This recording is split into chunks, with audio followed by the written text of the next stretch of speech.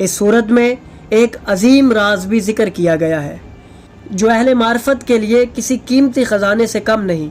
इस सूरत की 22वीं आयत में बयान है, और जब तेरा रब आएगा और फरिश्ते सफ़ ब सफ़ हाजिर होंगे।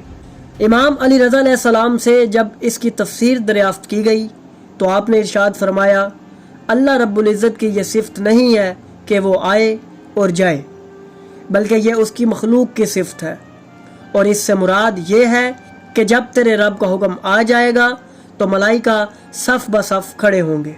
नाज़रीन, ये सूरत करबला के राज़ों से भरी हुई है। इसी वजह से अहले बैत अलैहिमुस्सलाम ने बातिन के अंदर इस सूरत को सूरह हुसैन कहा है, और इस सूरत को पढ़ने की भी ख़ास ताकीद फरमाई गई है। नाज़रीन, सूरह फजर के साथ साथ फजर की नमाज भी पुरइसरार है।